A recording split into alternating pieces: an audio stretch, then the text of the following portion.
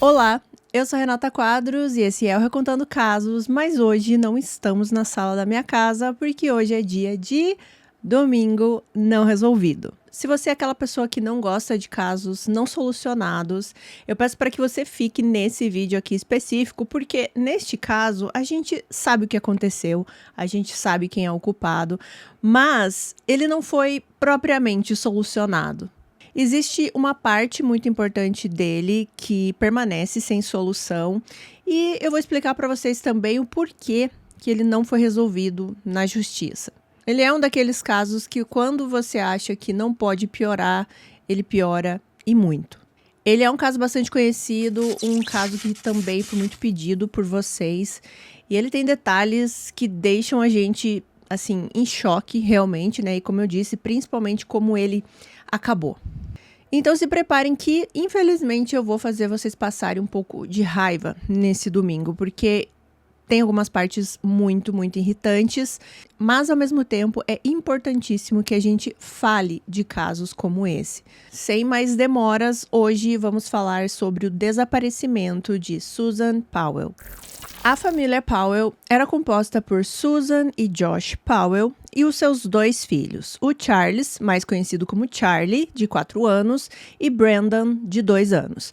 A gente vai, obviamente, entrar mais a fundo aqui na dinâmica da família, principalmente do casal, de alguns outros familiares, porque é um dos aspectos mais importantes desse caso. Mas, por agora, a gente vai direto para o dia 7 de dezembro de 2009. Era uma segunda-feira na cidade de West Valley City, em Utah, nos Estados Unidos. Era costume ali da família, já de manhã, os dois meninos serem deixados na creche. E nesse dia isso não aconteceu. Os funcionários ali da creche tentaram ligar para os pais, né, para o Josh e para a Susan, mas não conseguiram falar com nenhum dos dois. Então eles ligam para o contato de emergência ali da família que eles tinham e era a irmã do Josh, né? E quando eles falam com essa irmã do Josh, ela também tenta entrar em contato com o casal, mas não consegue. E isso já assustou logo de cara, primeiro a falta de contato, né, com nenhum dos dois, mas também porque a Susan, ela era assim muito organizada e muito responsável com os horários dos meninos, né, ali na creche. Ela era sempre muito pontual e com certeza se tivesse acontecido algum imprevisto, ela avisaria.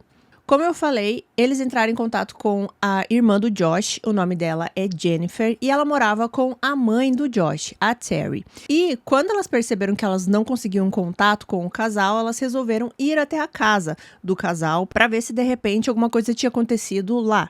Elas chegam na casa, perceberam que a casa estava trancada, novamente ninguém respondeu. A preocupação da Jennifer só aumentou nesse ponto e ela começou a achar que algum acidente terrível tivesse acontecido. Fazia muito frio nessa época e ela achava que a família poderia ter perdido a vida durante a noite com um vazamento de monóxido de carbono. Então, imediatamente ela liga para a polícia para que a polícia pudesse entrar na casa e fazer uma verificação de bem-estar. A polícia chega na casa e o resultado era o mesmo, ninguém respondia. A única explicação para a irmã do Josh, aqui a Jennifer, era que algo muito terrível tinha acontecido, assim, para eles sumirem do nada, para Susan não levar os meninos na creche, tava tudo muito estranho. E nesse ponto aqui, a polícia decide entrar na casa. Então, eles quebram uma janela e quando eles entram, eles percebem que realmente não tinha ninguém lá. Havia uma música tocando, mas não parecia que tinha alguma bagunça, na verdade, estava tudo bem organizado. Mas algumas coisas aqui os policiais acharam estranho. 2 ventiladores no chão da casa e eles estavam apontados para um lugar específico do sofá e também do carpete ali no chão, né? E existia uma mancha molhada no sofá e também no chão ali no carpete. Outra coisa foi que o celular e a carteira da Susan estavam dentro da casa, o que era estranho, né? Porque que a Susan sairia sem esses itens tão importantes. Então, todo mundo começa a procurar pelo casal. Todos os amigos, os vizinhos, pessoas que conheciam, que conviviam com eles, estava todo mundo tentando encontrá-los. Quando era mais ou menos 6 horas da tarde aqui dessa segunda-feira, já estava começando a anoitecer, a polícia nesse ponto já tinha saído da casa, não tinha mais o que eles olharem na casa, e eles foram tentar investigar de uma outra maneira. O Josh aparece. Ele aparece ali na casa e ele é imediatamente abordado por um vizinho que estava ali. O vizinho chega pro Josh e fala assim: cara, tá todo mundo te esperando. Onde você tava? O que você tava fazendo? A polícia tá atrás de você. Eles até quebraram uma janela da tua casa porque tá todo mundo desesperado. Ele então aconselha o Josh a ir até a polícia para avisar que estava tudo bem, que ele estava vivo, inclusive ele também estava com os meninos. Quando isso aconteceu, as pessoas que estavam procurando pelo casal ficaram, de certa forma, aliviados, mas eles perceberam que a Susan não estava junto com o Josh.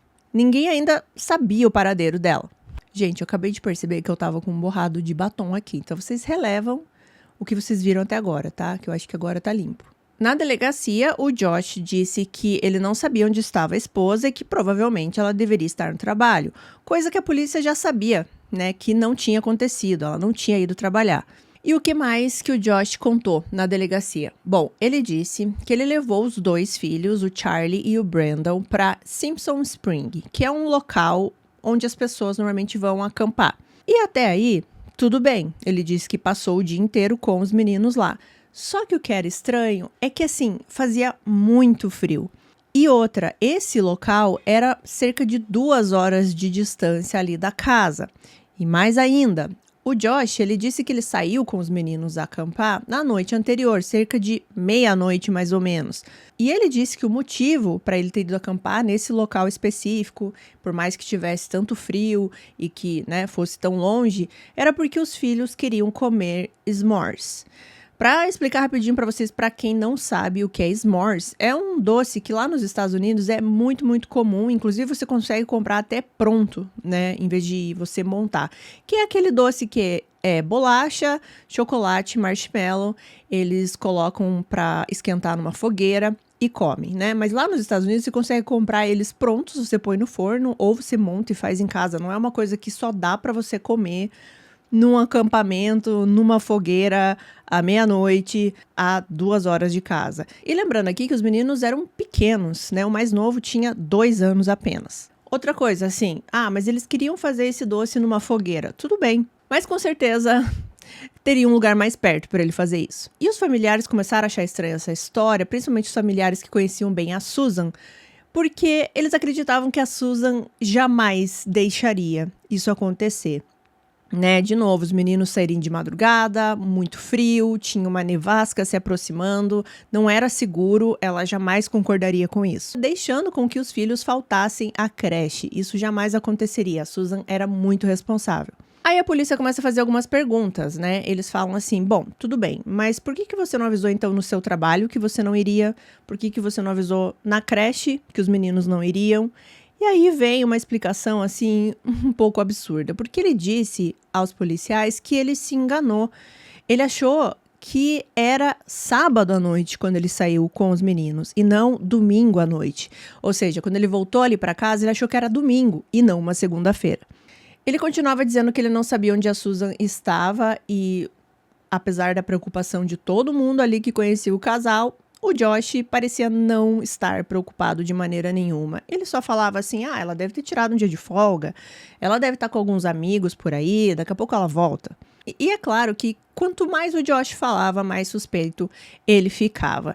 E vai piorar, né? Porque nesse caso, gente, tudo só piora até o final dele. Então agora vamos dar uma pausa aqui nesse início da investigação, né, do desaparecimento da Susan, para a gente entender um pouquinho mais dessa família. Josh Powell nasceu em 20 de janeiro de 76 e ele era filho de Steve e Terry Powell. Ele tinha mais 4 irmãos, ele tinha 2 irmãos chamados Jonathan e Michael e 2 irmãs chamadas Helena e Jennifer. A Jennifer que eu já citei aqui. E assim, tanto o Josh quanto os irmãos dele não tiveram assim uma infância muito saudável, porque a família era bastante disfuncional. E principalmente por causa do pai, o Stephen Powell. E eu vou falar muito dele nesse caso, infelizmente. A mãe do Josh, a Terry, ela pediu o divórcio em 1992 e não foi um divórcio fácil. O divórcio foi finalizado em 94, mas durante todo o processo foi algo bastante turbulento, assim como era o relacionamento dos dois. A maioria das brigas entre o casal, e aqui eu tô falando dos pais do Josh, tá? Só pra ficar claro, o Stephen e a Terry, era acerca da religião, porque a Terry, ela era mormon, E o Steven, ele tinha muita antipatia pelos Mormons. O Steven, ele cresceu em uma família Mormon, mas ele deixou a igreja em meados dos anos 80 e a partir daí ele se tornou contra os Mormons. E ele começou a acusar a Terry de bruxaria, de adoração ao diabo, quando na verdade a Terry, ela só gostava muito de plantas medicinais, de chás, e ele misturava isso com as coisas que ele odiava na religião Mormon e acusava a Terry disso tudo. E essa era uma associação que o Steven fazia na cabeça dele, tá, gente? Vamos deixar claro aqui. Porque ele, como eu disse, sempre foi uma péssima pessoa. Outra coisa que acontecia no casamento com a Terry é que ele chegava pra Terry e falava assim, olha, eu acho que eu tenho o direito de me casar com outra mulher. E quando a Terry falava que não, ele ficava extremamente chateado. Mas eu acho que uma coisa que deixava a Terry mais irritada que tudo isso era que o Steven, ele era extremamente viciado em pornografia. E não é só ele ser extremamente viciado nisso, mas ele ficava mostrando isso para os filhos, desde quando eles eram pequenos.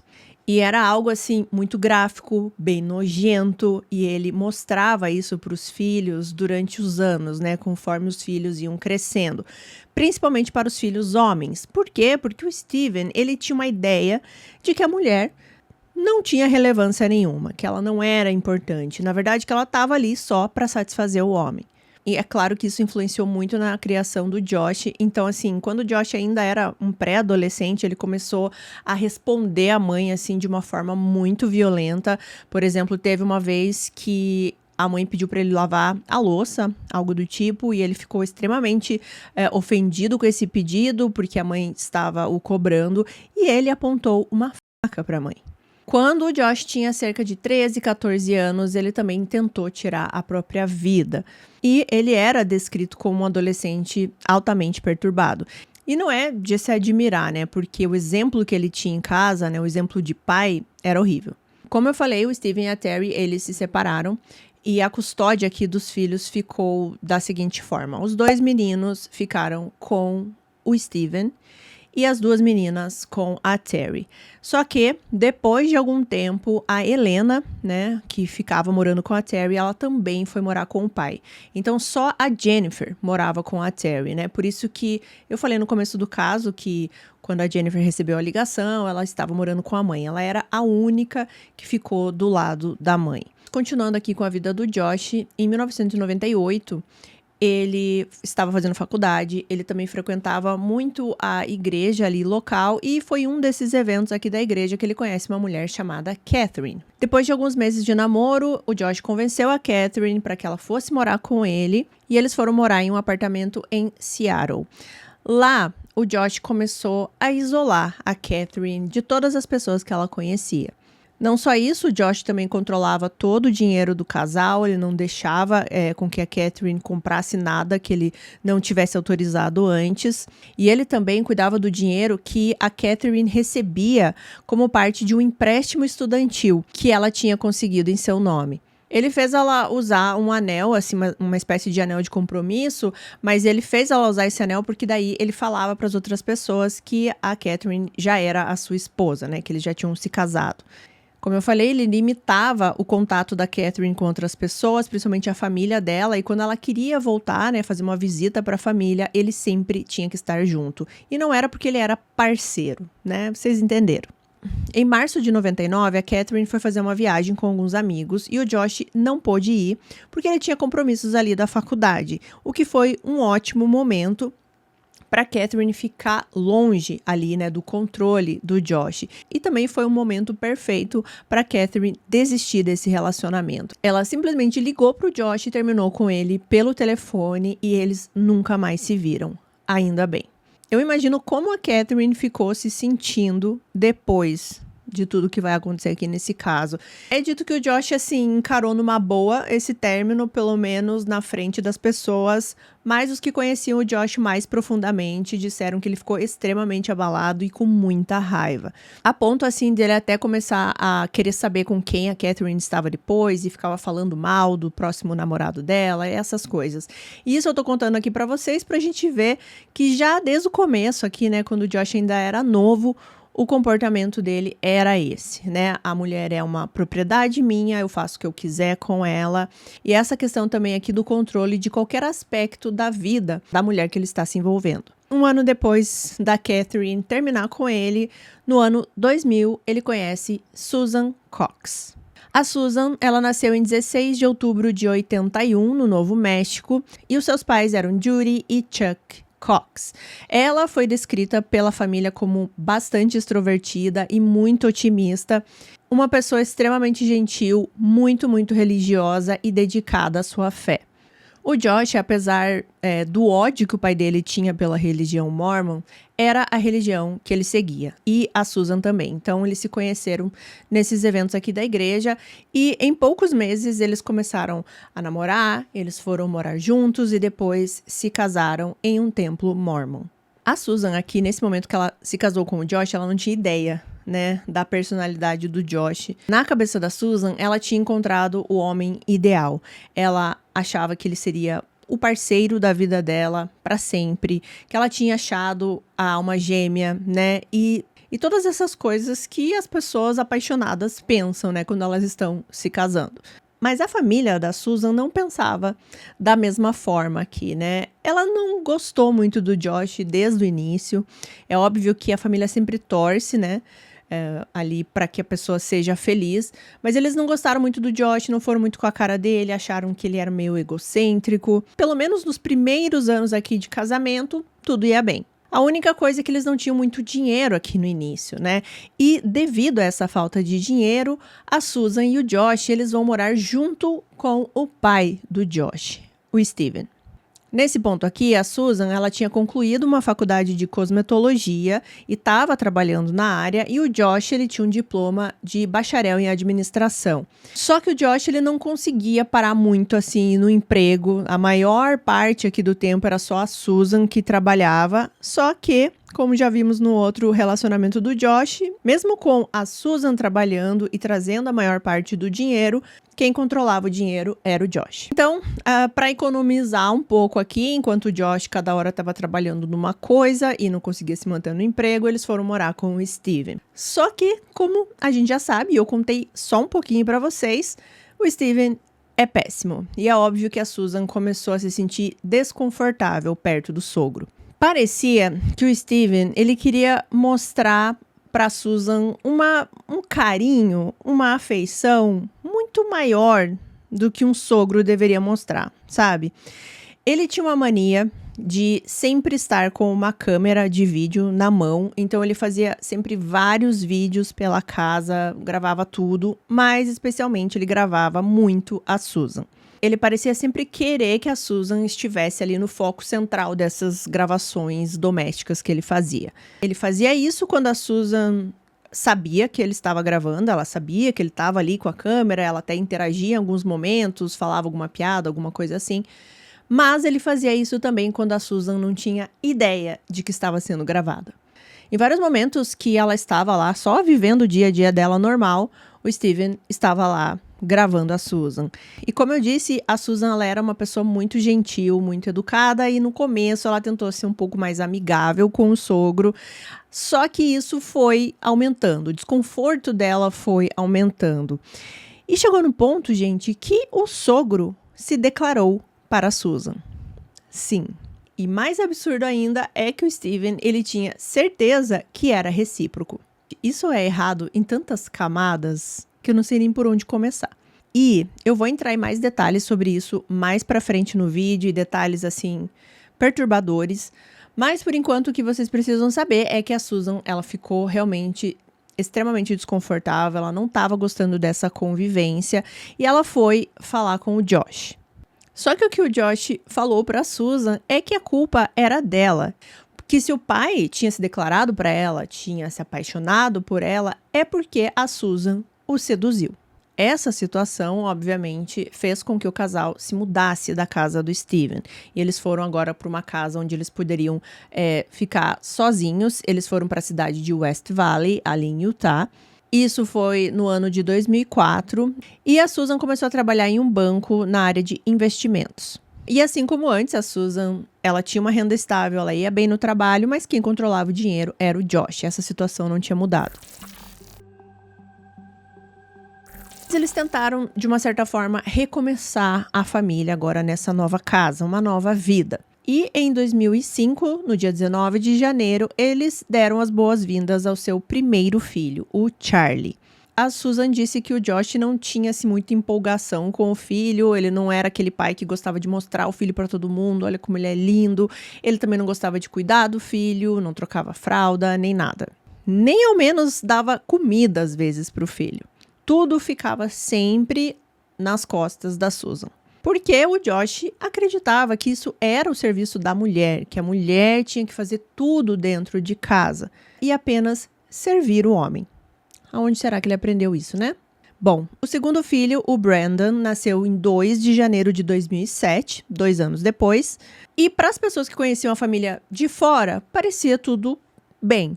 Uma bela casa, 2 filhos, parecia que o casal se dava bem, né? Quando você olha assim, sem muita profundidade. A Susan, ela falava muito bem dos filhos, ao contrário do Josh, ela amava ser mãe. Ela também continuava muito religiosa, ela gostava de ir até a igreja, ela começou a levar as crianças para a igreja também. Só que a realidade desse casamento é que ele ia de mal a pior. O Josh, assim como seu pai, ele parou também de ir à igreja, ele começou a criar esse ressentimento com o pessoal da igreja e tudo que a Susan fazia lá. E um detalhe aqui é que o Josh, ele continuou o contato com o pai, né? Você pensa que quando um homem descobre que o seu pai se declarou para sua esposa, a convivência não vai continuar a mesma, né? Talvez você corte a convivência ou talvez você se relacione de uma forma mais distante, mas aqui no caso, o Josh e o Steven continuavam com o mesmo relacionamento, assim, os dois best friends. Desde quando eles foram morar nessa cidade, até um pouquinho antes deles terem os filhos, a Susan, ela fazia amizades, assim, muito facilmente, né? Na igreja, nos lugares que ela ia, no trabalho.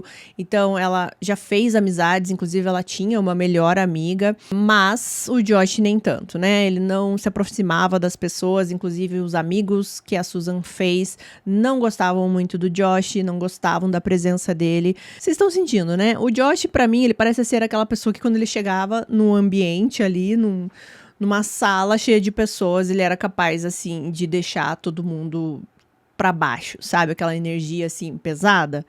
É isso que eu imagino. As amigas mais próximas da Susan achavam o Josh controlador, egocêntrico, como eu já falei. E a Susan, ela começou a desabafar um pouco mais da vida dela ali no casamento, principalmente para essa amiga que eu falei para vocês. O nome dela era Kirsty. A Susan disse para essa amiga que ela não tinha permissão para usar a minivan ali da família, a não ser que ela pedisse a permissão pro Josh, né? E ele, obviamente, deixasse. E ela disse que os 2 principais problemas no casamento deles eram finanças e a fé. O Josh continuava controlando o dinheiro, mesmo que o dinheiro fosse a maior parte da Susan. E ele fazia umas economias absurdas, assim, sabe? Ele falava pra Susan ir fazer um mercado, fazer algumas compras, mas ela tinha que comprar só até um valor específico e se passasse desse valor, nem que fosse, assim, centavos, já era motivo pra briga. Quando ela chegava do mercado, ela tinha que contabilizar tudo certinho para ele, todos os preços de tudo, e ele sempre reclamava que ela estava comprando coisas caras, sendo que não, era simplesmente porque os preços que ele queria que ela pagasse não existiam. Ele muitas vezes não deixava a Susan ir no mercado, comprar mais comida, porque o pensamento dele, gente, sério, acreditem se quiserem, era assim: por que eu vou dar comida para os meus filhos se daqui a pouco eles vão lá no banheiro defecar? Chegou no ponto que a Susan, às vezes, pedia comida para as amigas mais próximas, falando que ela não tinha ido no mercado, que o Josh não tinha dado dinheiro para ir até o mercado e que as crianças estavam com muita fome, então as amigas ajudavam. E nesse ponto, algumas pessoas se questionam, mas por que essas amigas então não falaram nada para alguém? E a gente não tem muito como saber, porque não tem como saber como a Susan pedia esses alimentos para as amigas, se ela realmente falava que os filhos estavam passando fome, que não tinha comida, ou se ela tinha um outro jeito de pedir, ou se realmente ela pedia para essas amigas para não falarem para ninguém, em todas essas questões, não tem muito como saber. Existe também aquele pensamento da pessoa não se envolver no casamento alheio, né, deixar que o casal se resolva. Mas uma coisa que eu preciso dizer aqui pra vocês é que a Susan, ela tinha, assim, muita esperança em salvar esse casamento. Ela tinha também essa crença, assim, muito de que se você casou, é pra vida inteira, você tem que fazer funcionar, as coisas têm que melhorar, vocês têm que conversar. Então, ela não queria desistir, assim, na cabeça dela seria um desistir muito facilmente. Então, ela queria lutar pela família, né? Então, tem todas essas questões aí no meio. E o Josh também falava isso pra ela, sabe? Ele falava assim, o nosso casamento vai ser consertado, porque agora a gente tá passando por uma fase, mas a gente vai melhorar. Só que isso era só assim da boca pra fora. O Josh começava a aterrorizar, assim, a Susan, falando que eles ficariam sem dinheiro. Ele misturava alguns assuntos de política e economia no meio, falando que eles não iam conseguir sobreviver, eles teriam que morar em outro país. Ele falava várias coisas assim, sem muito sentido, sabe? Parecia que era sempre pra aterrorizar mais a Susan, e sempre nessa questão do dinheiro, sabe? Eu tô fazendo o melhor pra família, eu tô controlando tudo, porque vai acontecer uma coisa muito ruim e a gente precisa economizar. Só que o engraçado aqui é que a Susan economizava. Os filhos ficavam até sem comer algumas vezes, mas o Josh... O que vocês acham que o Josh fazia com o dinheiro? Ele gastava, né, gente? Eu até esqueci de mencionar, ele não deixava nem a Susan contribuir com a igreja, né? Ela gostava de contribuir e ele não deixava ela fazer isso. Mas com o que o Josh gastava? Vamos ver aqui, né? Vai que era alguma coisa importante. Não, não era. Já vou avisando. Ele comprava inúmeros tipos de jogos, de computadores, de, assim, carros e helicópteros de controle remoto, sabe? Assim, uns brinquedos de adulto, digamos assim, e tá tudo bem comprar isso, né, gente? Mas quando você fala que não tem dinheiro ou que os seus filhos não podem comer pra você comprar isso, aí tem muita coisa errada, sim.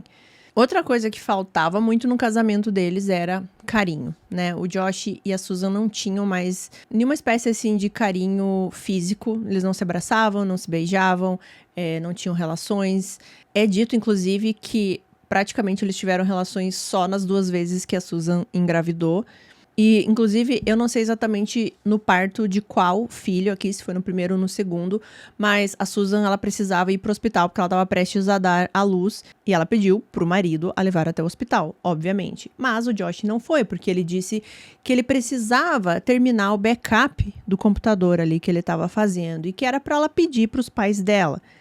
E foi isso que aconteceu. Ele não foi ao hospital enquanto a Susan dava à luz. Então, assim, gente, eu não sei se vocês já estão irritados. Só que eu sei que eu vou me irritar bem mais.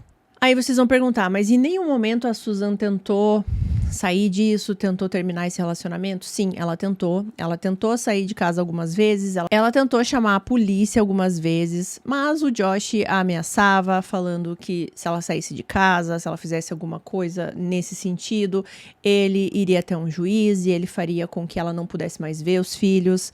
E tudo que mexia com os filhos, obviamente, mexia com a Susan, né? Ela tinha muito medo de ficar longe dos meninos. Ela tentou convencer o Josh a ir para um aconselhamento. Em algumas fontes diz que o Josh até foi algumas vezes, mas não levou a sério. Em outras diz que ele nem foi, tipo, ela marcava, mas ele nunca ia. Então, como eu disse, a Susan, apesar dela ter essa ideia de que ela queria salvar o casamento, ela queria ter uma família feliz, as coisas começaram a piorar tanto que ela já não tinha mais essa esperança. E ela começou a sentir que ela precisava sair desse casamento. Foi quando ela encontrou um advogado de divórcio em 2008.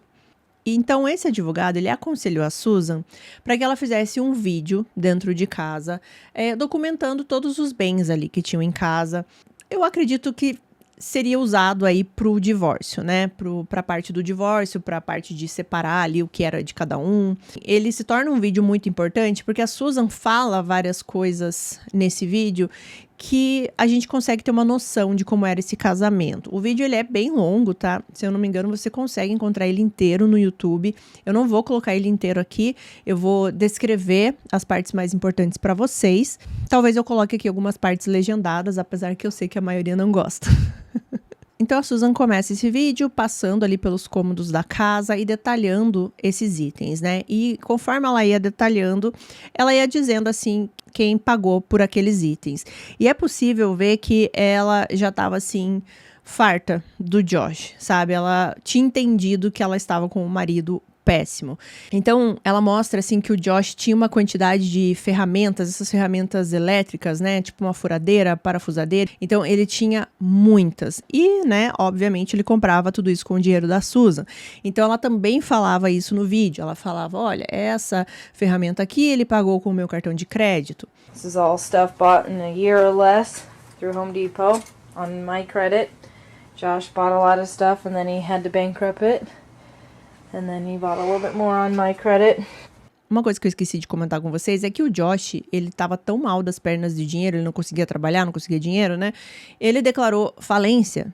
E mesmo assim, ele continuava comprando as coisas, obviamente, com o dinheiro e com o cartão da Susan. Então, ela fala isso também no vídeo, né? Ela também comenta nesse vídeo, assim, algumas brigas do casal. Então, ela fala assim, esse aqui é meu, e ali estão os DVDs que o Josh quebrou quando a gente brigou.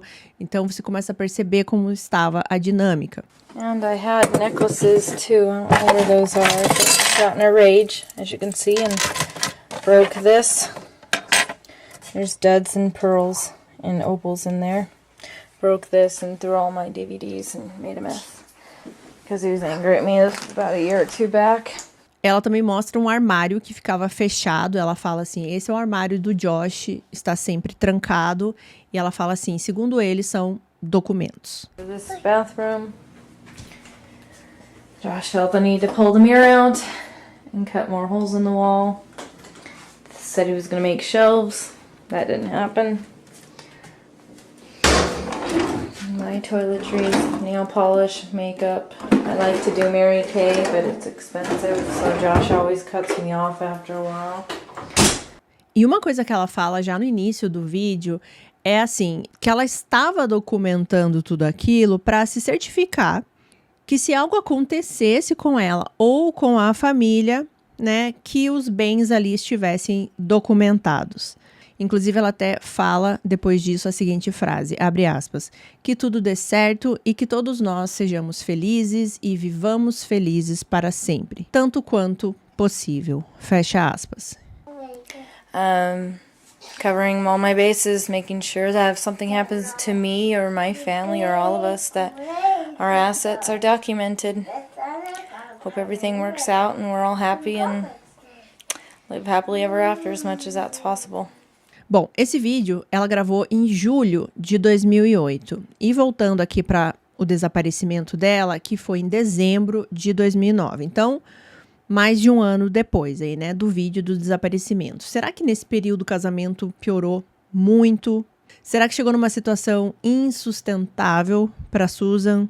Será que ela fugiu, simplesmente, deixando os filhos para trás? Ou será que o Josh não aceitava esse fim do casamento e fez alguma coisa com a Susan? Eu respondo ou vocês respondem daí?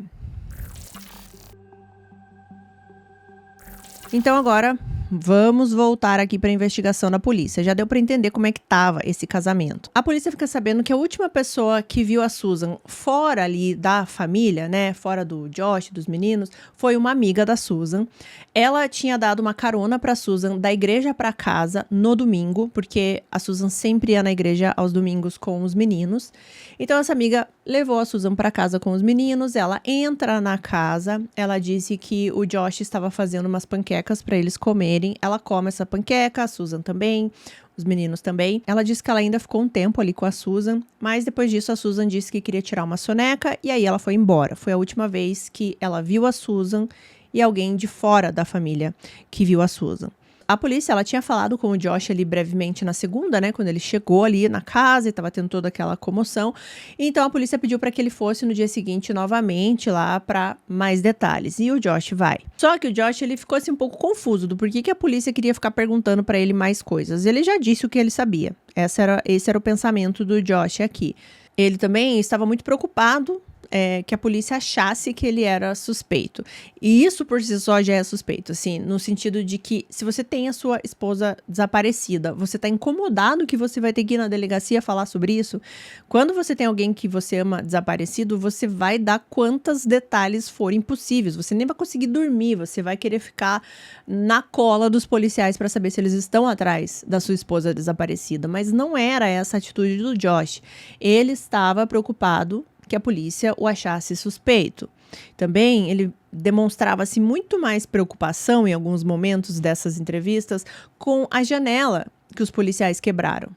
Bom, então o Josh ele começou a perguntar para os policiais ali se era melhor que ele pegasse um advogado, né, já que eles poderiam estar desconfiando dele. Mas os policiais, eles falavam assim, não, a gente tá querendo saber da pessoa que é mais próxima a Susan detalhes, né, pra gente entender o que aconteceu. Não existe uma outra pessoa que seja mais próxima a ela que você.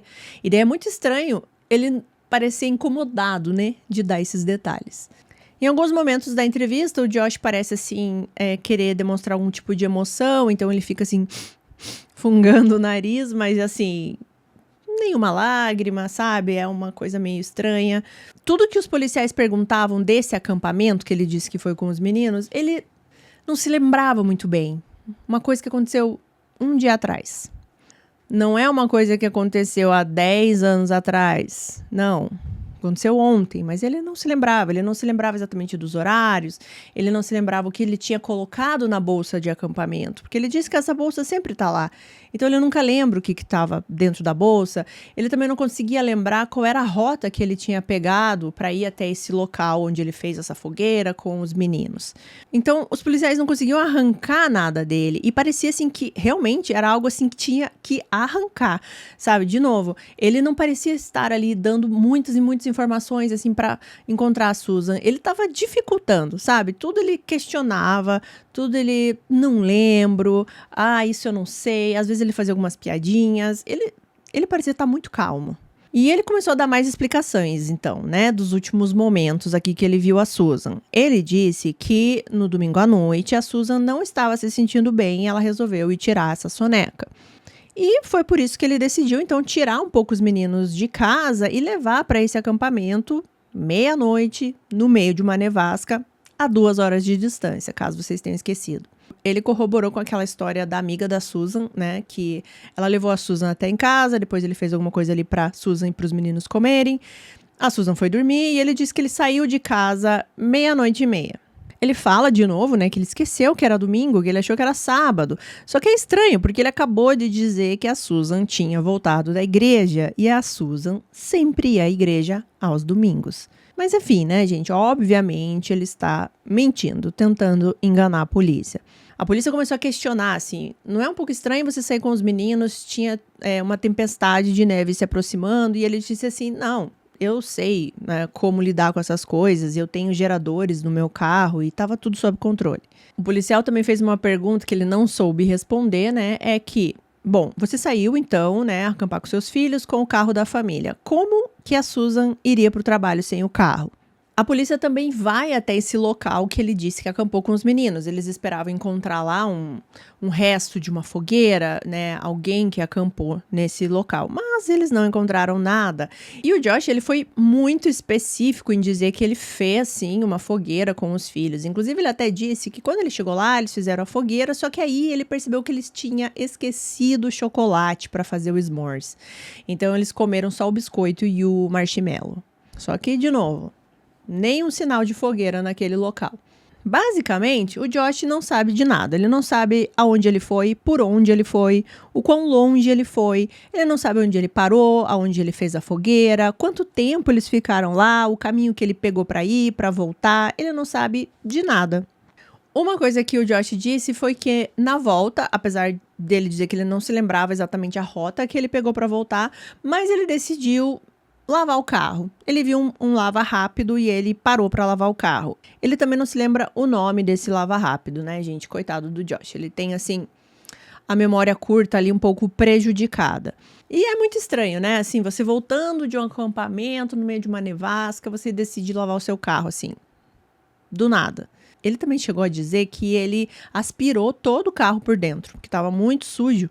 E ele fez tudo isso, gente, nesse meio tempo aqui da nevasca, enquanto eles estavam acampando. É uns detalhes que ele dava, assim, que só piorava. Como eu falei, né, ele falou mais de uma vez da janela quebrada na casa dele. Chegou uma hora que até um dos policiais que estavam ali conversando com ele, eu acho que eles perderam a paciência, assim, né, porque o Josh, ele dava alguns detalhes específicos de coisas não tão importantes, né, então, por exemplo, ele disse que quando ele fez as panquecas pra Susan, ele colocou cream cheese na panqueca e tal, né, e aí aqui ele não conseguia responder o que ele tinha colocado no carro pra acampar. É claro que todas as suspeitas aqui estão em cima do Josh, mas a polícia também foi investigar outros relacionamentos que a Susan pudesse ter, mas não existia, né? Não existia ninguém que tivesse algo contra a Susan ou que ela estivesse se relacionando com outra pessoa, nada, nenhum indício. Tudo se voltava para o Josh. É claro, né? Eu nem preciso explicar por quê. O Josh também tentou explicar para a polícia sobre os ventiladores lá na sala. Ele disse que era comum eles limparem o sofá com um produto específico que era meio que uma aguinha, assim, que ele espirrava, esfregava, e eles sempre faziam isso porque os meninos sujavam muito o sofá. E naquela noite não foi diferente, foi isso que ele fez. Ele usou esse produto ali no sofá e deixou os ventiladores para secar, né, porque fica um pouco úmido. Mas a polícia, e eu acredito que vocês aí também, né, já pensam em algo bem mais sinistro. Ao mesmo tempo que a polícia tá aqui falando com o Josh, eles também estão falando com outras pessoas. Uma dessas pessoas é aquela amiga que eu falei pra vocês, que deu a carona, né, pra Susan depois da igreja. E ela começou a dar alguns detalhes a mais pra polícia. Ela disse pra polícia que ela já achou estranho de cara, quando ela levou a Susan pra casa, que o Josh estava cozinhando. Porque ele nunca fazia isso. Afinal, cozinhar é uma coisa que a mulher deve fazer, né? E essa era a ideia aqui do Josh. Então, ela já achou estranho isso, o Josh estar lá cozinhando. Ela disse também que achou muito estranho que, pelo que eu entendi, né, na explicação dela, que ele não fez, assim, uma mistura para panqueca, certo? E aí ele foi fazendo as panquecas aleatoriamente, dividiu para todo mundo e todo mundo comeu. Não, ele fez misturas separadas para cada panqueca. Então ele fez primeiro a mistura lá, fez uma panqueca para Susan. Fazia outra mistura, fez para os meninos, outra mistura fez para ela, sabe? Ele também comeu essa panqueca e ela disse que foi logo depois que a Susan comeu a panqueca que ela começou a se sentir sonolenta e falou que ia tirar uma soneca. E a polícia também estava tentando falar com os filhos do casal, o Charlie e o Brandon. O Brandon, ele tinha apenas 2 anos aqui, então ele não conseguiu falar nada para a polícia, mas o Charlie, ele falou algumas coisas interessantes. Interessantes e assustadoras, na verdade. Porque o Charlie, ele disse para os detetives que ele foi acampar com o seu irmãozinho, com o papai e com a mamãe. Só que a mamãe não voltou para casa. Who were you camping with? My dad and my mom and my little brother. Okay, so Charlie, when you guys came home from camping, who came home with you? My dad And and my mom stayed at the National Park. your mom stayed there? Yeah. Ele também disse alguma coisa assim que a mamãe ficou onde os cristais estavam. My mom stayed where a crystals are. Where what are? Where a crystals are. The crystals? Crystals? Yeah.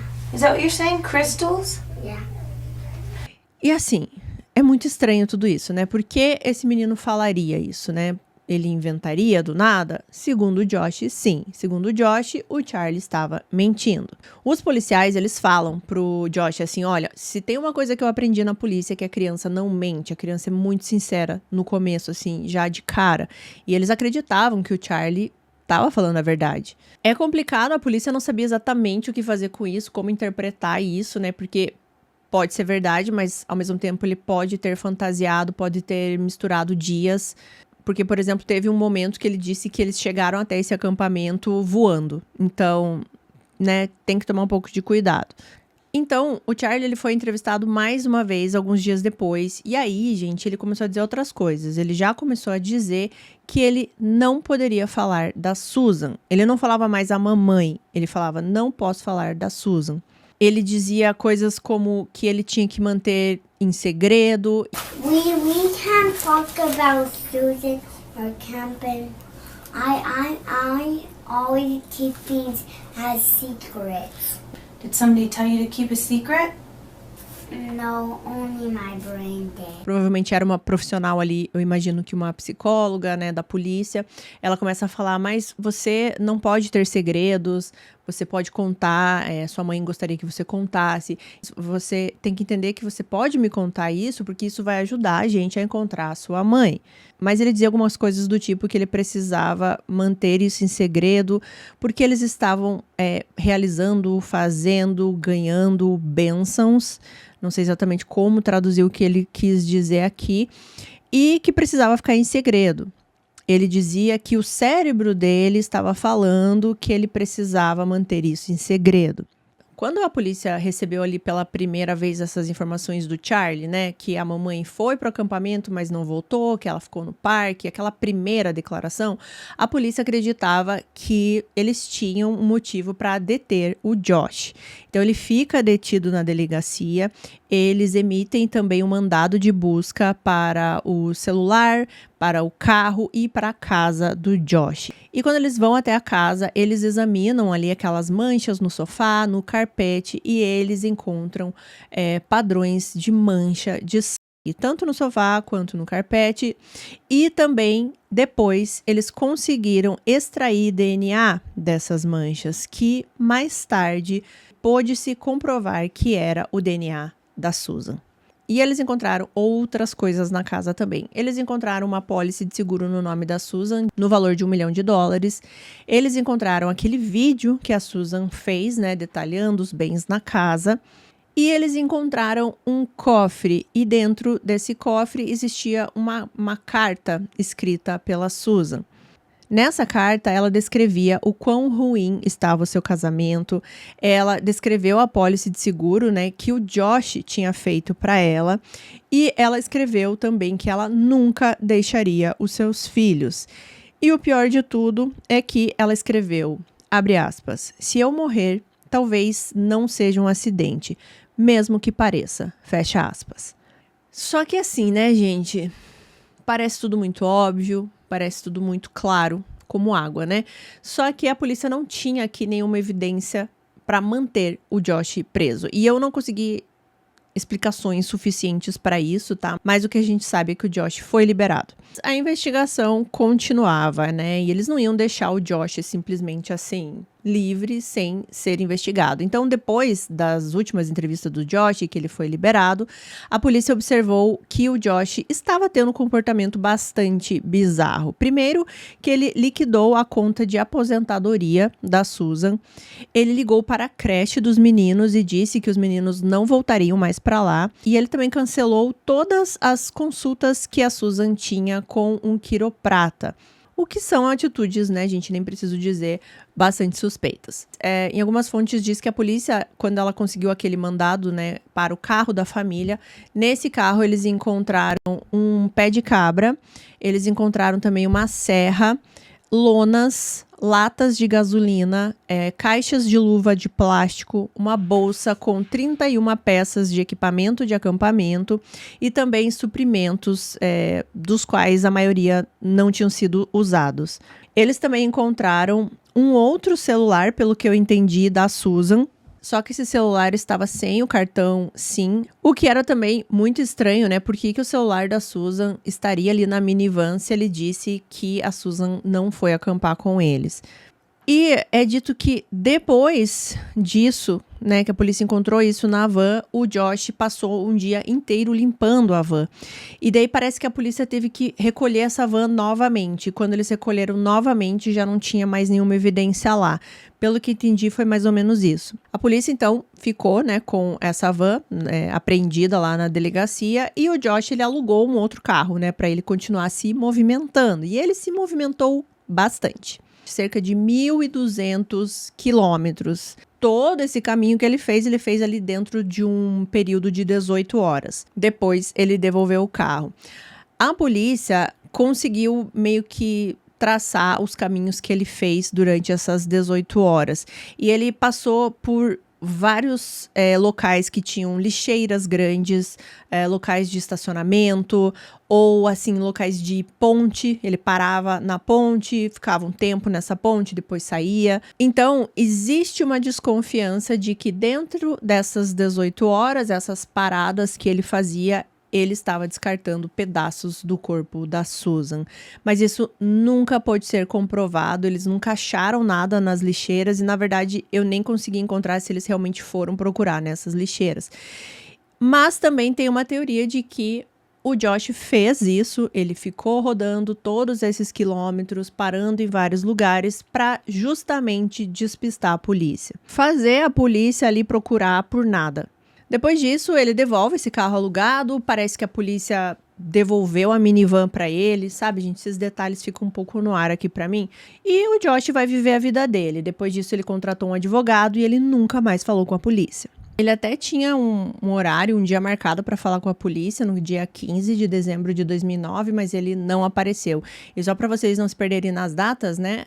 O desaparecimento foi no dia 7 de dezembro, estamos aqui no dia 15. Então a polícia estava muito investigando durante todo esse período, né? Fazendo todas essas entrevistas, vendo onde o Josh estava, investigando os carros, a casa. No dia 20 de dezembro, o Josh, ele sai com os meninos meio que para umas mini férias. Eles vão para casa do pai dele, na cidade, né, que o pai morava, que é uma cidade que eu não sei pronunciar, gente. Puyallup, ali no estado de Washington.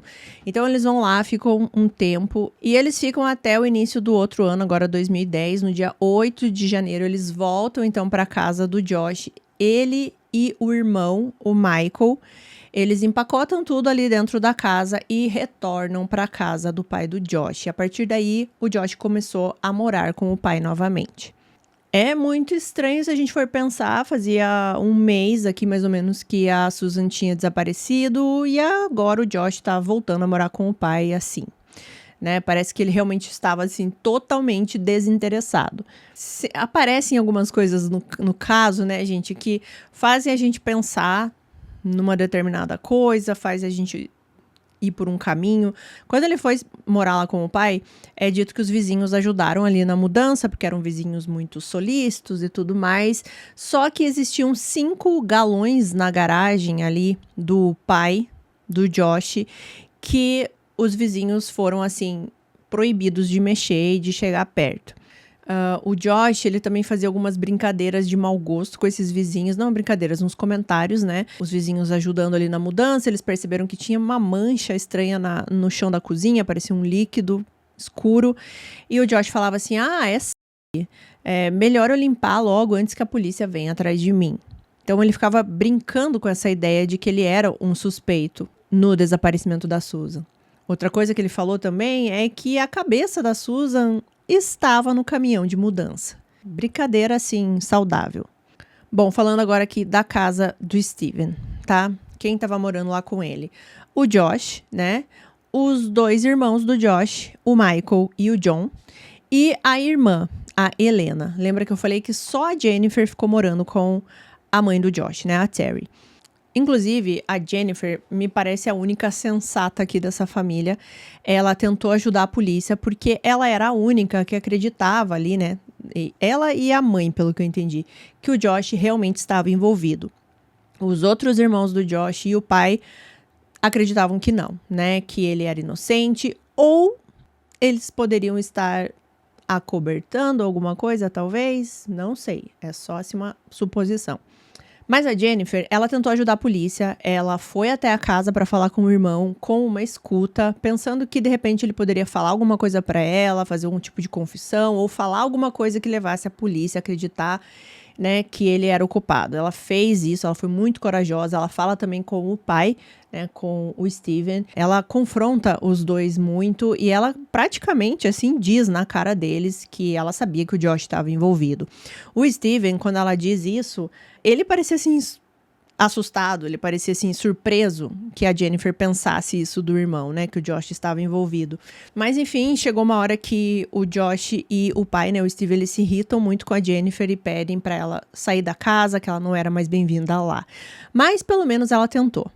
Enquanto tudo isso está aqui se desenrolando, né, esse caso, ele estava, assim, em toda a mídia. Todo mundo queria saber aonde a Susan estava, todo mundo tinha suas próprias teorias. Nessa época aqui, eles descobriram, através de um amigo do Josh, que o Josh sempre falava que se ele precisasse se livrar de um corpo, ele o colocaria em um dos poços de mina que existiam ali na região. Então, ninguém encontraria. E a polícia, ela foi atrás dessa informação também. Eles foram buscar em minas abandonadas no deserto, mas não encontraram nada.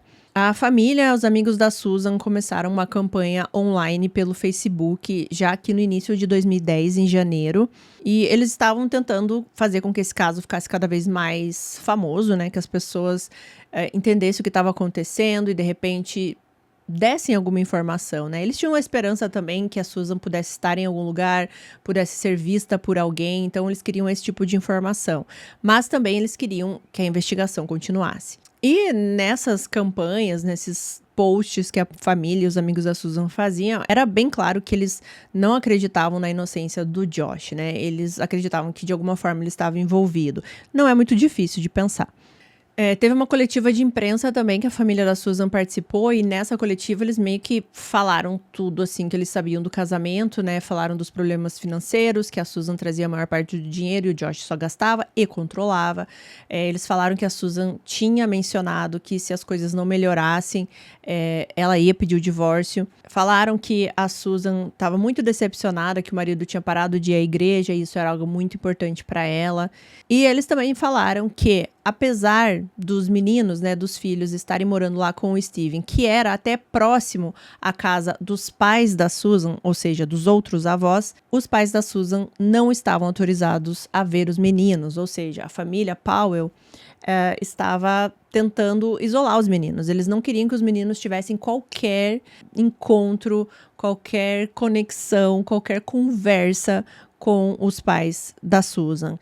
E isso pode ser também um medo de que os pais da Susan falassem alguma coisa para os meninos, que os meninos deixassem alguma coisa escapar. E é claro que os meninos foram afetados de alguma maneira, principalmente o Charlie, que era mais velho. Nesse ponto aqui, a investigação continuava, mas eles não encontravam nada. Então, assim, o caso não estava esfriando, mas também não tinha nenhuma novidade. E enquanto isso, chegou o outono ali do ano de 2010, que é mais ou menos ali, se eu não me engano, outubro, né? O Charlie, ele começou a ir para a escola novamente e começou a apresentar alguns problemas.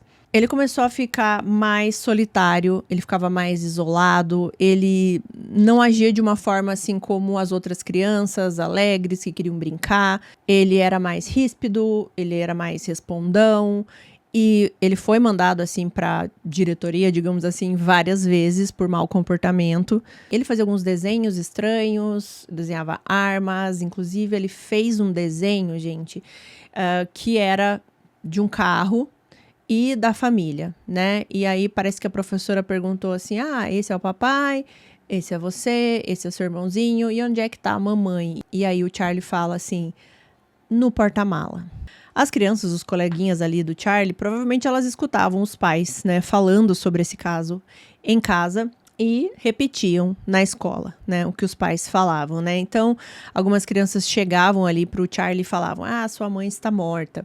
E o que ele respondia era o seguinte, eu vou ler aqui para não falar nada errado.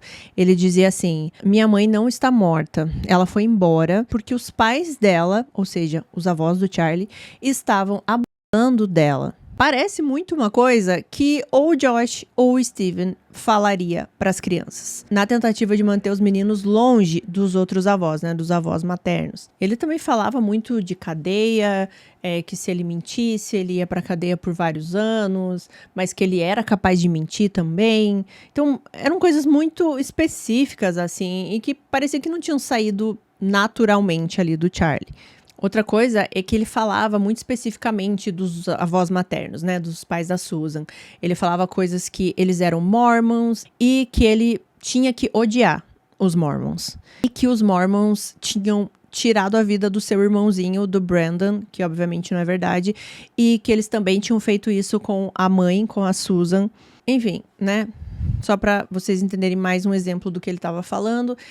É claro que aqui tem a influência do Josh e do Steven, e isso fica cada vez mais claro porque chegou no momento que, como o Charlie estava indo muito para a diretoria, para a detenção, o Josh começou a ir para a escola junto com o filho. E ele ficava lá na sala de aula esperando a aula acabar. Ele ficava lá do lado do filho, esperando, sentado, a aula acabar no meio de todas as crianças. Parecia realmente que ele queria alienar o filho de qualquer outra informação que o filho pudesse receber do caso, da mãe dele. E conforme o ano letivo foi passando, o Charlie não mudava, ele continuava esses comentários sempre de uma forma raivosa contra os Mormons, que eu quero lembrar vocês que era uma coisa que veio lá do Steven, depois o Josh, e agora eles estão passando pro menino. E quando alguma criança tentava fazer amizade com ele, o Charlie falava que ele iria até a casa desse menino, ia tirar a vida desse menino. E quando ele ia explicar o porquê ele ia tirar a vida desse menino, ele sempre colocava essas questões da religião mormon, colocava Jesus no meio, fazia uma salada, assim, que obviamente, de novo, vou ser repetitiva, não saiu da cabeça dessa criança. Bom, agora a gente vai entrar aqui numa parte que, assim, é inacreditável, mas vamos lá. Já fazia 1 ano que a Susan estava desaparecida, né? Nada de novo tinha acontecido. Então, o Josh e o seu pai querido, eles entram numa missão, basicamente, assim, de manchar a imagem da Susan. Eles criam um site, um blog, que o nome era susanpowell.org, e de início, quando você entrava no site, parecia ser uma página de apoio, né, para tentar entender o que aconteceu com a Susan, mas não era isso. Na verdade, o Josh e o seu pai, eles tinham uma teoria de que a Susan, ela simplesmente fugiu, abandonou os filhos para ficar com outro homem. Eles também falavam muito da família da Susan, que a família da Susan só estava difamando o Josh nas entrevistas, que eles tentavam culpar o Josh e que não era nada disso. Acusavam a família da Susan de ser abusiva, que os pais da Susan faziam muito mal para ela, que ela sofria muito na mão dos pais e todas essas coisas. E isso não é verdade, né? Era sempre mentiras e mais mentiras que eles escreviam nesse blog. E eles chegaram a florear mais ainda essa história de que a Susan tinha fugido com um homem. Eles falaram que a Susan tinha fugido com um homem chamado Steve Cocker. E que agora os dois estavam aonde, gente? No Brasil. Sim, eles falaram que a Susan fugiu com esse homem e estavam no Brasil. E esse homem, ele existe, né? Ele existiu, porque pelo que eu entendi, ele também era um homem desaparecido. E essa era a única conexão aqui da Susan com esse homem. Eles não se conheciam, não existia nenhum tipo de relação entre os dois. Pelo que eu entendi, esse Steve que estava desaparecido, ele era um jornalista. Ele desapareceu até próximo ali de quando a Susan desapareceu, em locais até próximos também, mas eles não tinham nenhuma relação. E até onde eu entendi, o caso do Steven não foi solucionado até hoje, não se sabe o que aconteceu. Mas, para o Josh e para o pai dele, a Susan tinha fugido com esse homem e estava no Brasil, vivendo uma nova vida, enquanto estava todo mundo lá sofrendo por ela. Veja que péssima mãe, que péssima mulher é a Susan. Era isso que eles estavam passando com esse blog. E eles começaram, gente, a dar entrevistas na TV sobre isso, assim, sobre essa ideia que eles tinham. E o pai, quando eu lembro, me dá até um enjoo no estômago, porque o pai começa a falar algumas coisas da Susan, assim, como eu disse, para manchar a imagem dela. Então, ele começa a falar que a Susan sempre foi uma mulher muito sexual, que ele sentia que ela meio que dava bola para ele, que ele presenciou alguns momentos, né, que ele se sentiu excitado perto dela. E tudo isso porque ela era essa pessoa perversa, sedutora, que não conseguia se aguentar. E ele começou a passar essa ideia. E ele tinha a completa certeza que estava com esse homem. Eles davam, assim, dados, falavam várias coisas que nunca foi possível comprovar, né? Era só a história que eles queriam contar. Has she ever been unfaithful to you? Never that I know of. Then why do you think that she would just run off with another man? She's a very sexual person. Susan was very, very sexual with me. She was very flirtatious.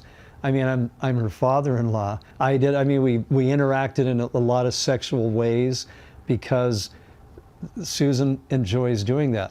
Eles começaram a falar também que eles tinham lido um diário da Susan. E pelo que eu entendi, esse diário ela tinha desde quando ela era adolescente, assim, pré-adolescente. Ela sempre gostava de escrever. E eles começaram a divulgar o que ela escrevia nesse diário. E dizendo que ela não era essa mulher inocente, porque existiam várias coisas que ela escrevia naquele diário que era de uma natureza mais sexual e tal, né? E por isso ela era essa devoradora de homens. What did those journals tell you about Susan's life growing up? Susan was very emotionally abused as a child. Her mother she has a very angry personality.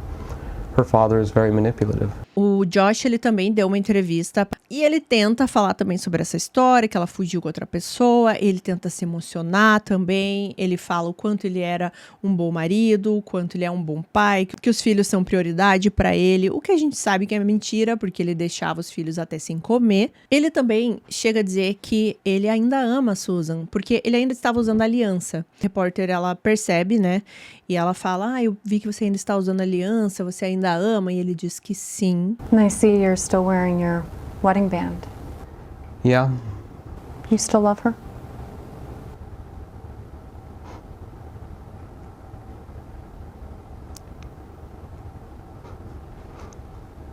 yeah. I guess you could say that I still love her. E é simplesmente, assim, irritante, como eu falei, e ainda vou falar várias vezes nesse caso, ver como uma pessoa consegue mentir tão descaradamente assim. E tentar fazer esse papel de marido abandonado, de pai dedicado. E o pai, o Steven, né, o pai do Josh, também, assim. Só que o Steven, ele era muito nojento nas coisas que ele falava, assim. O jeito dele falar já me irrita. Vamos por parte aqui, que eu já vou entrar mais ainda nessa parte aqui do pai do Josh. Teve um episódio aqui que desencadeou outras coisas, que foi o seguinte. Como eu disse pra vocês, o Josh e o Steven, eles não estavam deixando os meninos, né, frequentarem a casa dos avós maternos, né, ter qualquer tipo de relacionamento. E teve um dia que, por acaso, eu acredito que foi por acaso, eles se encontraram numa mesma loja, porque eles moravam na mesma região. O Steven, né, agora morando com o filho, e os pais da Susan. Era naquela mesma cidade que eu falei que eu não consigo pronunciar. Puyallup, alguma coisa assim. Então, eles se encontraram nessa loja. É dito que o pai da Susan, ele pediu para dar um abraço nos netos. E é dito que teve uma espécie aqui de uma briga, né, entre, segundo o Steven e o Josh, o pai da Susan, que começou a briga, obviamente, né, sempre os outros. Então, começou uma briga que acabou que deu uma confusão, e a partir desse momento, o Josh, ele entrou com um pedido de restrição contra o pai da Susan. Ele queria que o pai da Susan ficasse o mais longe possível. O Josh, então, ele consegue essa ordem de restrição contra o Chuck, né, o pai da Susan, e a partir de 23 de agosto agora de 2011, o Chuck, ele tinha que ficar uma distância de 1,5 km, mais ou menos, da escola dos meninos e também do Josh. E, na verdade, pelo que eu entendi, o Chuck, ele também pediu uma ordem de restrição para que o Josh também não pudesse se aproximar dele. Como eu falei, a polícia não tinha parado de investigar esse caso, eles continuavam, né? E em 25 de agosto aqui de 2011, logo depois, né, que saiu essa ordem de restrição, a polícia, ela consegue um mandado de busca para revistar a casa onde o Josh estava morando agora, que era qual? A casa do seu querido pai, o Steven. É dito que quando a polícia chegou na casa do Steven, o Josh não estava e aparentemente o Steven também não. Quem recebeu os policiais na porta foi o irmão do Josh, o Michael, e ele estava completamente nu. E isso, vamos pensar aqui que o Michael morava na casa também, junto com os meninos, né? Junto com o Charlie e o Brandon. E a gente fica se questionando, será que ele também ficava andando sem roupas na frente dos meninos? Bom, nesse momento ninguém estava preso ainda, né, nessa abordagem aqui da polícia, mas eles levam vários e vários itens da casa do Steve.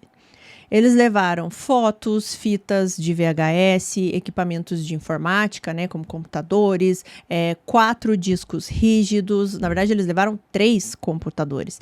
E eles encontraram nesses computadores e nesses discos rígidos imagens de pornografia infantil. Sim. Só para esclarecer, todos esses itens eram do Steve, né, do pai do Josh. Também no meio de tudo isso aqui, eles encontram as fitas que o Steven gravava da Susan, sem ela saber. Então vamos entrar agora nessa parte, que é a parte que mais me irrita. Eu mencionei para vocês que no começo do casamento, né, a Susan e o Josh foram morar com o pai do Josh, o Steven, porque faltava um dinheiro e tal, né? E que a Susan ficava muito incomodada, né, com a presença do Steven, até o ponto que ela resolveu se mudar. E isso é porque, basicamente, o pai do Josh era um pervertido, assim, um cara nojento. Eu já vi esse caso, gente, várias vezes, né? Eu já vi as entrevistas várias vezes, eu já vi vários documentários e eu sempre me irrito nessa parte, eu sempre sinto um nojo absurdo e eu vou tentar me conter aqui para contar para vocês. Eu falei para vocês que ele tinha esse costume de sempre estar com a câmera dele portátil fazendo vários vídeos dentro de casa. E isso poderia ser uma coisa totalmente natural e inofensiva, mas não era, porque o Steven, ele filmava a Susan quando ela não estava olhando. Ele começou a usar algumas táticas, assim, ele usava alguns espelhos para conseguir filmar a Susan dentro do banheiro, quando ela se trocava no quarto, ele ficava escondido, e ele fazia coisas muito mais nojentas, na verdade, porque ele começou a roubar alguns itens da Susan. Ele ia no cesto de roupa suja da Susan, roubava calcinhas que ela tinha usado. Não contente com isso, ele também pegava do lixo da Susan absorventes que ela tinha usado, algodão, assim, às vezes que ela tirou uma maquiagem, fez alguma coisa, ele pegava esse algodão. E eu nem preciso dizer para vocês aqui o que ele fazia quando ele estava pegando nessas coisas, né? Ele guardava tudo, ele filmava o que ele tinha pegado da Susan, então ele falava assim, esta calcinha aqui ela usou no dia tal e... Ai, gente, é muito nojento, mas ele falava do cheiro que tinha a calcinha, mesma coisa com absorvente, e ficava se tocando para ser sutil. Quando a Susan estava andando assim pela casa, porque afinal era a casa que ela morava, né? Ele ficava filmando ela, dando zoom na bunda dela, nos peitos dela. Ele tinha coleção, gente, disso. Ele praticamente catalogava tudo. Ele catalogava os absorventes, o algodão que ela usava para tirar o esmalte, tudo que era esses tipos de lixo, assim, ele pegava. E ele tinha também um diário que ele escrevia sobre isso, escrevia sobre esses itens, escrevia também as fantasias que ele tinha com a Susan. Ele gravava também isso, né? Ele gravava ele falando sobre isso. Então ele falava o quanto ele achava a Susan linda, o quanto ele se sentia excitado quando estava perto dela, que ele não conseguia se conter quando estava perto dela. Ele se filmava também pegando, né, esses itens que ele coletava da Susan. Ele dizia que ele estava apaixonado por ela, que ele amava a Susan. Ele acreditava que a Susan correspondia de alguma forma, porque esse é o pensamento, assim, infelizmente, de alguns homens que têm esse tipo de comportamento. Eles acham que se a mulher tá do teu lado, falou com você, ela tá te dando mole, ela quer fazer alguma coisa com você, senão ela não falaria com você. O que não é verdade. A Susan era muito gentil dentro de casa, ela tentava ter uma convivência com o sogro, mas para ele, ela estava dando bola. Para ele, ela também estava apaixonada. E aí que chega aquele momento que eu falei para vocês que ele chegou a se declarar para a Susan. E ele grava isso, né? Então, assim, não tem muito a imagem, mas tem o áudio dele falando. Teve uma vez, ele começa o áudio falando assim, né? Que teve uma vez que eles estavam sentados no sofá. Por algum motivo, ele encostou na Susan e ele achou que a Susan estava encostando nele também, achando que estava devolvendo alguma coisa, e ele começou a falar para Susan que ele estava muito excitado e que ele sentia que ela também estava muito excitada e que ele não sabia se ele estava fazendo certo, se ele estava interpretando errado, mas que ele estava apaixonado por ela. A Susan, obviamente, negou, né? E ela disse, até muito educada, assim, sabe? Eu não teria esse tipo de reação, mas ela falou assim, olha, eu não sei aonde você tá querendo chegar com isso. Você é meu sogro, eu sou casada com o seu filho, e eu acho que, né, essa conversa tinha que parar. Inclusive, ela até fala assim depois, eu até queria falar com você sobre isso, porque assim, nem o meu pai me beija. E você me beija, e eu não gosto disso. Ou seja, ela já estava, né, se sentindo desconfortável, obviamente. Ele sempre tentava argumentar nessas fitas que ele gravava de si mesmo que era um sentimento mútuo. Ela também sentia, e obviamente isso não é verdade. Então, eu vejo em alguns casos, assim, que mostra, né, uma fita específica que o pai do Josh, ele tá contando o momento que ele teve com a Susan. E as pessoas acreditam no que ele tá falando. Acreditam que aconteceu como ele está contando nessa fita, e é obviamente que não aconteceu. Ele está o tempo inteiro tentando criar uma fantasia de que a Susan quer ele também. Isso não aconteceu. Para mim isso é muito claro. Mas tem algumas pessoas que acreditam no que ele está contando nessa fita, né? Que as coisas aconteceram desse jeito e que a Susan realmente deu bola para ele. E que como assim ela fez tudo isso e achou que ele não ia interpretar de uma maneira errada. Só que, gente, isso é a versão dele. Outra coisa que ele falava também da Susan é que ele sabia que ela não era inocente, porque ele tinha lido os diários dela quando ela era adolescente e ele sabia que ela tinha esse lado pervertido, digamos assim. Eu, assim, não vou falar que eu indico vocês assistirem as fitas do pai do Josh, né? Principalmente essa que ele tá falando desse momento no sofá e tal, que ele fica fantasiando várias coisas lá. Porque dá muita raiva, gente. É muito nojento, enfim. Mas fiquem à vontade, né? É nojento ele falar assim, dessa forma, de uma mulher, mas ele tá falando da nora dele, né? A Susan é casada com o filho dele. E não que o Josh aqui, nesse caso, mereça algum tipo de respeito, porque ele também é um canalha. Mas, assim, é tanta coisa errada aqui nessa família. Ele escreveu canções também para Susan, ele demonstrava que ele tinha ficado muito chateado quando ela saiu da casa dele, né? Eles foram morar em outra casa, enfim, gente. Assim, ele tinha uma obsessão muito, muito grande pela Susan. Como eu disse também, quando a Susan percebeu isso, que ela estava se sentindo muito desconfortável, ela falou com o Josh, e o Josh simplesmente falou assim, mas se isso tá acontecendo, você fez alguma coisa. Ele falava assim, a culpa por você se sentir desconfortável é porque você tentou seduzir o meu pai. E não porque meu pai tá dando em cima de você.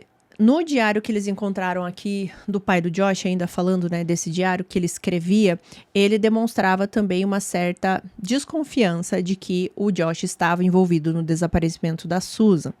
Ele escreveu coisas como, é possível que a Susan esteja morta. Ele também disse que os outros irmãos acharam a história do Josh muito fraca, então que eles também estavam desconfiando do Josh. Ele se demonstrava indignado se o filho realmente estivesse envolvido em tudo isso, né? Se a desconfiança dele estivesse correta, por que o filho faria isso com a Susan, já que ela era tão bonita e tão perfeita. Ele também descreveu nesse diário algumas compras que o Josh fez, que tinha assim, uma ferramenta de solda, também tinha uns produtos para limpar carpete e sofá, e que ele achava que poderia ter a ver aí com o descarte do corpo da Susan. Tudo isso, gente, o pai do Josh está escrevendo nesse diário e a polícia agora está lendo tudo isso. Ele também escreveu que ele acreditava que dos filhos que ele teve, o Josh era o mais provável de tirar a vida de alguém. Bom, mas voltando a falar do que eles encontraram na casa do Steve e voltando a falar das imagens que eles encontraram nos computadores e discos rígidos dele. Existiam cerca de 2.000 imagens, né, fotos, e dentre essas fotos existia fotos de duas meninas, uma de 8 anos e outra de 10, que eram vizinhas do Steve. Ele conseguia, gente, ele tinha uma máquina fotográfica, assim, que tinha uma lente que aproximava muito. Ele deixava apontado para a janela das meninas e tirava várias fotos. Ele ficava esperando o momento que elas passavam, que elas trocavam de roupa, enquanto elas estavam no banheiro. E também havia várias outras imagens pornográficas de mulheres. Então, né, por causa dessas imagens aqui das menores de idade, né, ele foi preso, finalmente.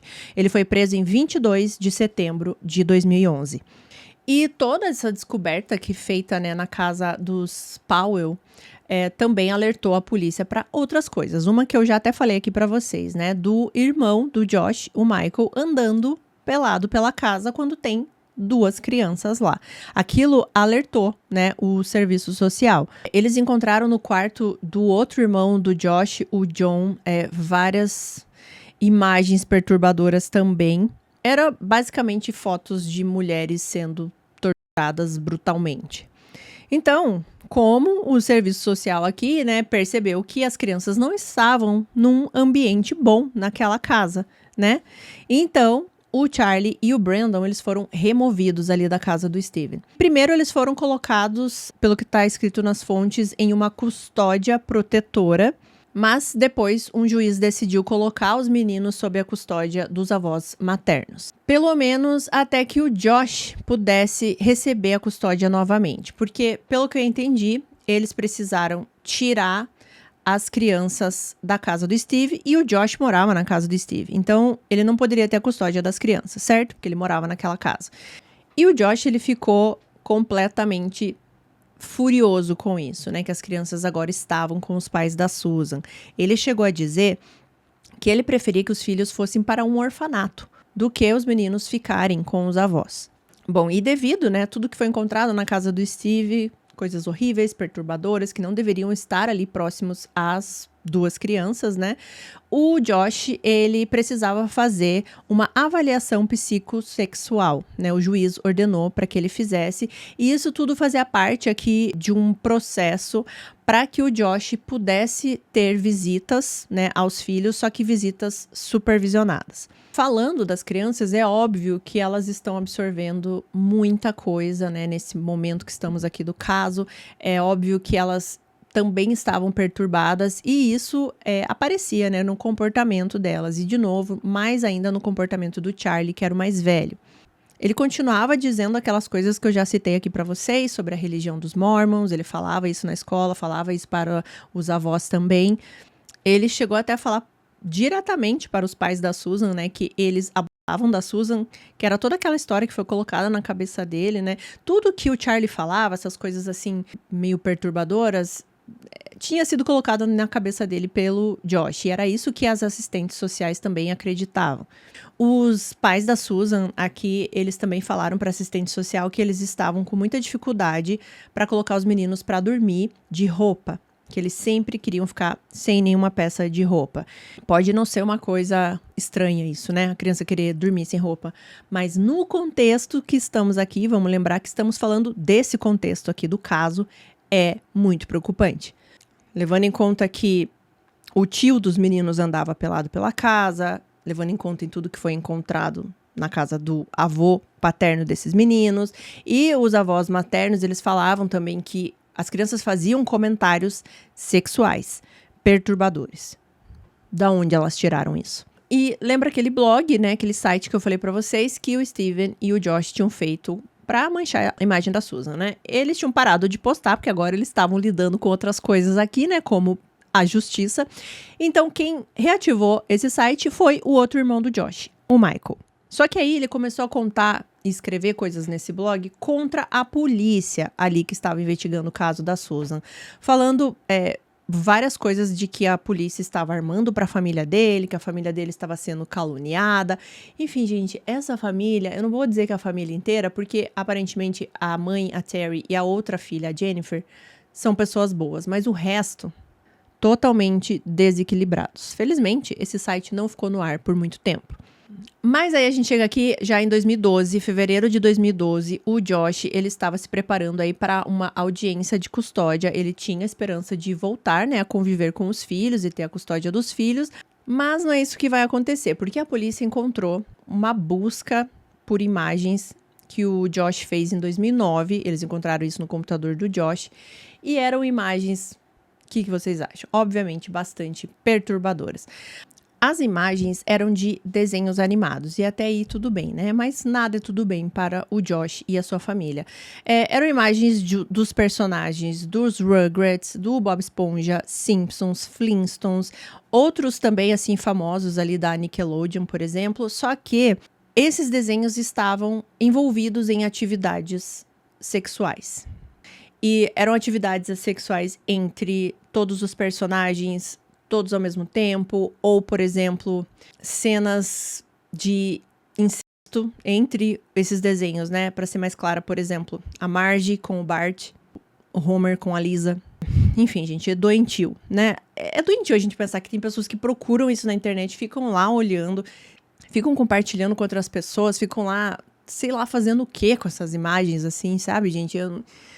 Ai, meu Deus, sério, eu fico muito irritada com essas coisas. Mas, enfim, eles encontraram tudo isso nessa busca, nessa pesquisa que o Josh fez lá em 2009. E agora isso está impactando aqui na custódia que ele queria recuperar dos filhos.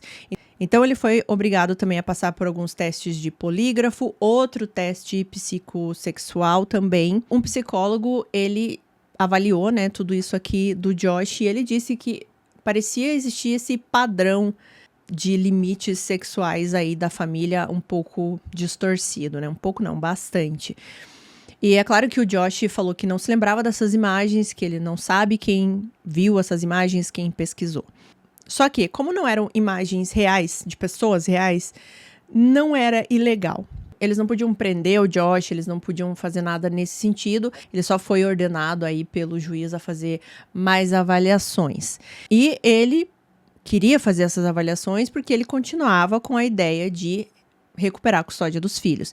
E os meninos agora, sim, parecia que eles estavam mais calmos. Pela primeira vez, eles estavam ali num ambiente saudável, né? Desde que a mãe desapareceu.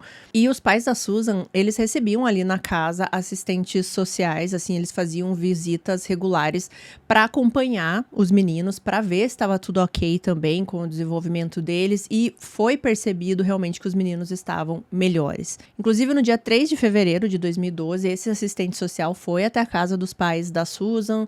Eles viram que os meninos estavam super felizes, que eles queriam mostrar para o assistente social o quarto deles, os brinquedos que eles tinham. Então estava indo tudo muito bem para esses meninos, finalmente. E no dia 5 de fevereiro de 2012, ou seja, 2 dias depois aqui dessa visita do assistente social, uma visita estava agendada para o Josh. Só que essa visita tinha que ser supervisionada. Até onde eu entendi, essa visita não poderia acontecer na casa do Steven, por motivos óbvios, né? Então o Josh, ele estava com uma nova casa, né? Há algumas dúvidas aqui, porque alguns vizinhos dessa nova casa disseram que nunca viam o Josh lá. Então, aparentemente, parecia que o Josh tinha pegado essa casa para fazer essa visita supervisionada com os filhos, tá? E não que ele realmente estava morando lá. É claro que os pais da Susan aqui, né, os avós dos meninos, estavam bem apreensivos, porque eles não queriam que os meninos tivessem contato com o Josh mais. E eles também não poderiam ir junto nessa visita supervisionada, porque eles tinham lá as ordens de restrição, né? O Josh e o Chuck, o pai da Susan, eles tinham ordem de restrição um contra o outro, então eles não poderiam se aproximar. Foi agendada essa visita supervisionada com assistente social. A assistente social chega na casa ali dos avós dos meninos, pega os meninos e vai levar então para essa visita com o Josh nessa outra casa. Ao chegar ali na frente dessa casa do Josh, né, a assistente social, ela tira os meninos do carro e os meninos, eles vão correndo assim para a porta para encontrar o pai. O pai estava lá esperando com a porta aberta. A assistente social não foi correndo junto com os meninos, assim, ela foi caminhando, né, normalmente até a porta. Quando ela chega na porta, o Josh, ele meio que olha para ela e ela disse que ele fez uma cara muito estranha. Ele deu uma espécie assim de um sorriso e ele fecha a porta na cara da assistente social. Então a situação agora é essa: a assistente social está do lado de fora e dentro da casa o Josh com os seus 2 filhos. A assistente social sabia que isso era errado, ela precisava estar junto, né, nessa visita. O Josh não podia ficar sozinho com os meninos. E isso piorou porque conforme ela ia batendo ali na porta, ela começou a bater, falar que era pro Josh abrir a porta, que ela ia chamar a polícia, e o Josh não abria. Ela começou a escutar os meninos gritando. E junto com isso, ela começou a sentir um cheiro de gasolina muito forte. Ela liga então pro 911 e Essa ligação do 911, gente, também é uma das coisas que mais me irritam. E eu queria muito poder tocar ela para vocês inteira aqui, só que ela tá em inglês e eu sei que a maioria de vocês não gosta de legenda porque vocês estão escutando, mas eu, assim, vou tentar explicar aqui para vocês exatamente o que se passou nessa ligação. Porque esse atendente, parecia que ele tava naquele dia assim, farei o mínimo, sabe? Parecia que ele estava irritado. Então, quando essa assistente social liga, ela fala assim, olha, eu sou uma assistente social, eu vim fazer uma visita supervisionada, e ela tenta explicar ali o que está acontecendo. E o atendente, ele não entende, e ele começa a se prender numas coisinhas assim que ela tá falando, que parece que ele não faz nenhum esforço para entender. Ele não entende que ela está levando as crianças para uma visita supervisionada com o pai.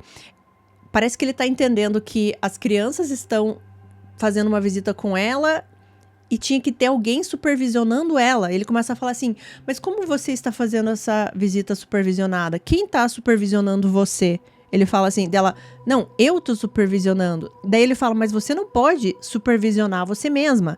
E fica nessa discussão e dá pra ver que a assistente social está em pânico, ela só quer pedir ajuda e ela não consegue, por exemplo, pegar o endereço já de cara, né? Então ela fala assim, eu vou tentar achar aqui na minha bolsa, eu vou tentar ver na rua qual é a rua exatamente, né? Ela sabia o número e tal.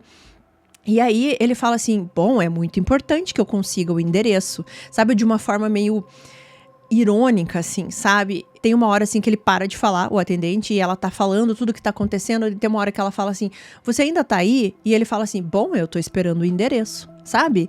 Gente, é muito irritante, é muito irritante. E aí, chega uma hora, depois de um tempo, que ele entende o que tá acontecendo. Mas, mesmo assim, ele não entende a gravidade da situação, porque ele entendeu, então, que ela está lá para supervisionar uma visita com o pai das crianças.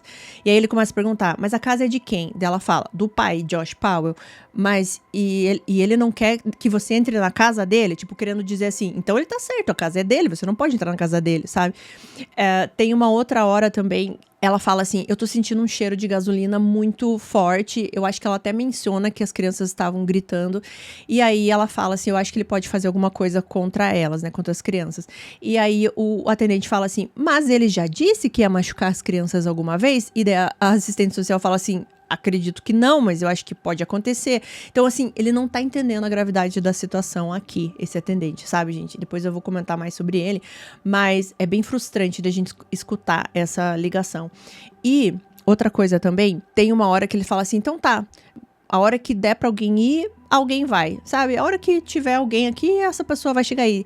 Daí ela fala, mas precisa ser rápido. E daí ele fala, senhora, tem outras situações de vida ou morte que a gente precisa lidar primeiro. E aí ela fala, mas essa é uma situação de vida ou morte. Enfim, gente, eles ficam nessa discussão.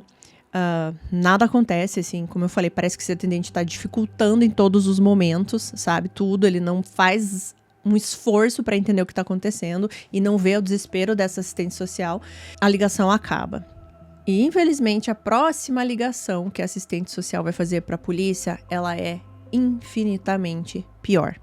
Porque assim que essa assistente social termina essa primeira ligação, né, que ela tava pedindo ajuda e tava esperando a ajuda chegar, a casa onde o Josh estava com as crianças explode. E quando eu falo explode é porque realmente explodiu. Foi algo muito, muito grande e ela começa a pegar fogo imediatamente. A assistente social vê essa situação, ela liga novamente pro 911 e ela começa a gritar e a falar o que ela tá vendo, que a casa explodiu, que os meninos estão lá dentro. Gente, é muito triste, assim, a gente vê que ela pediu ajuda. Eu não sei, né, se o atendente fizesse diferente, se poderia ter sido diferente.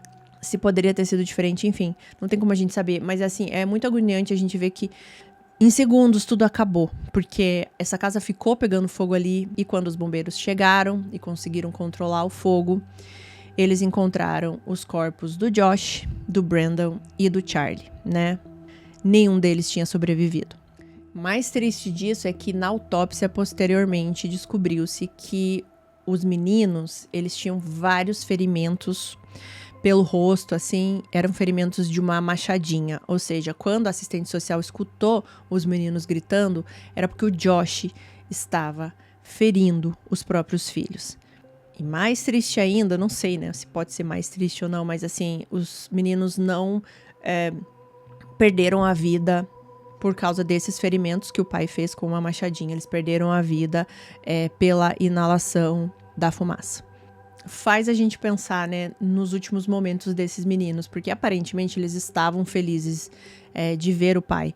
Então eles entraram correndo, eles foram correndo abraçar o pai. E no minuto que o pai fecha a porta, ele começa a atacar os próprios filhos. Eu não consigo imaginar o que esses meninos pensaram. Sobre o moço, né, que atendeu a ligação de 91, ele deu declarações posteriores, falando que ele se arrependeu muito da falta de urgência que ele teve naquele momento e que ele jamais pode esquecer daquele dia.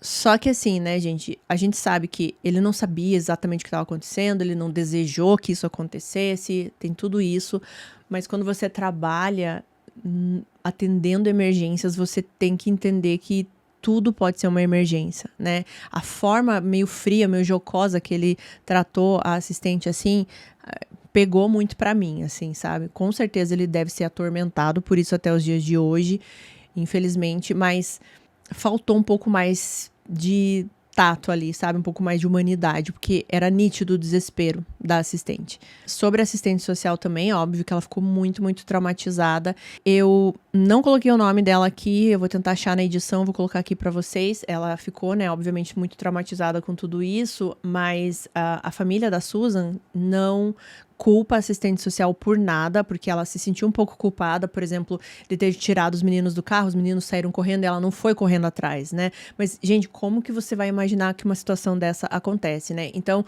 todo mundo entendia que ela fez muito, assim, que ela fez tudo que estava ao alcance dela, inclusive o desespero dela de pedir ajuda. Ela tentou também entrar na casa, ela bateu na porta, ela simplesmente não conseguiu. Mais tarde, a polícia descobriu que o Josh estava realmente planejando tudo isso. Obviamente, antes dos meninos chegarem na casa, ele tinha despejado pela casa toda cerca de 10 galões de gasolina. Ele também doou todos os brinquedos que ele tinha dos meninos. Ele também organizou todas as pendências financeiras que ele tinha. E cerca de 10 minutos antes de tudo acontecer, ele mandou alguns e-mails para algumas pessoas próximas e também tem uma ligação que ele fala basicamente a mesma coisa e dizendo: sinto muito, não posso viver sem meus filhos, sinto muito, até mais e sinto muito por todos que eu magoei. Então, ele sabia o que ele ia fazer. Eu nem preciso dizer o quão devastadora foi essa notícia para os pais da Susan, né? Eles não sabiam o que tinha acontecido com a Susan, com a filha deles. Agora eles tinham perdido os netos, que eles estavam aqui começando a construir uma relação boa com os netos, né? Eles tinham também a esperança de que o Josh pudesse um dia falar o que aconteceu com a Susan e isso tudo acabou. A Susan, até esse momento aqui, ela não tinha sido declarada como morta, apenas como uma pessoa desaparecida. Então, aquela pólice de seguro que eu mencionei pra vocês, de 1 milhão e pouco, o Josh nunca conseguiu reivindicar esse dinheiro. Mas, depois do que aconteceu com o Josh, a família da Susan conseguiu que ela pudesse legalmente ser declarada como morta e eles conseguiram esse dinheiro, né? Foi para os pais da Susan. Voltando a falar aqui ainda, né, porque eu parei de falar dele, do Steven Powell. Ele estava preso por tudo aquilo que encontraram na casa dele. E o julgamento dele foi em junho de 2012. Alguns meses aí depois da tragédia aqui, né?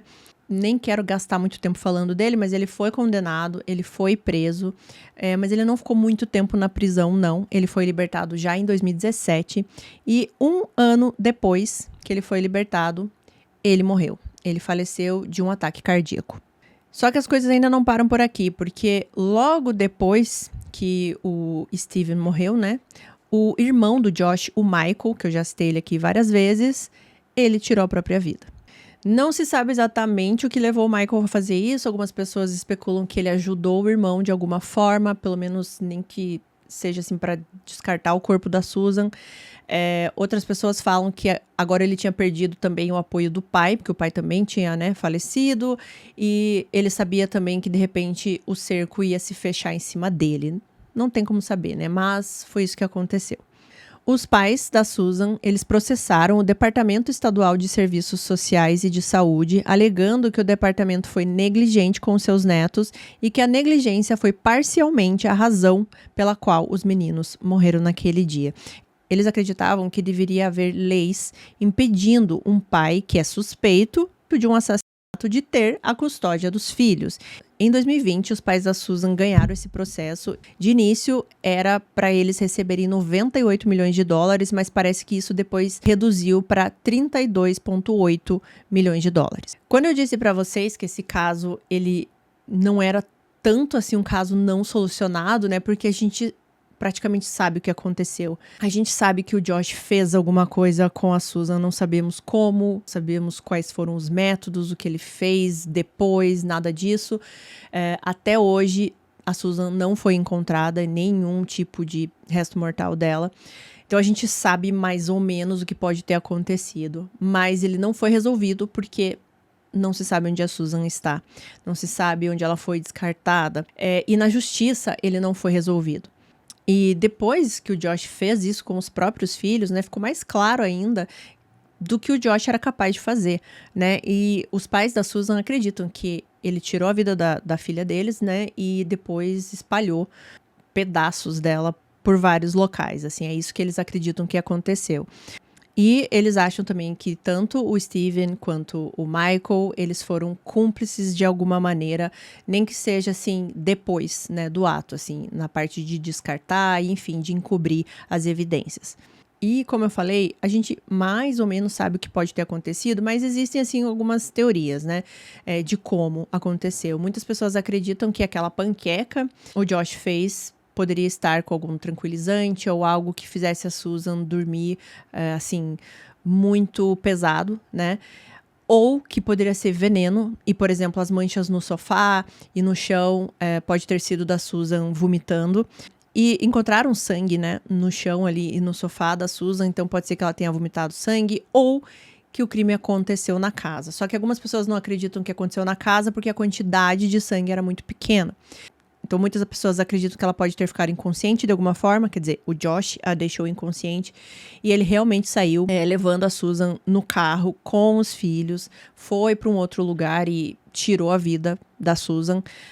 Não se sabe exatamente o que ele fez depois, né? Existem várias teorias também dele, de que ele possa ter trazido novamente o corpo da Susan ou que ele deixou naquele local, até porque foi isso que o Charlie falou, né? No local que eles foram acampar, que também não se sabe onde foi, porque o Josh nunca fala, né? E tudo que ele falou, todos os lugares que ele falou que ele foi, a polícia não conseguiu comprovar. Mas também existe a teoria de que depois o pai, né, o Steven, ou o irmão, o Michael, ou os dois juntos ajudaram a descartar esse corpo da Susan, que ela pode ter sido desmembrada, enfim.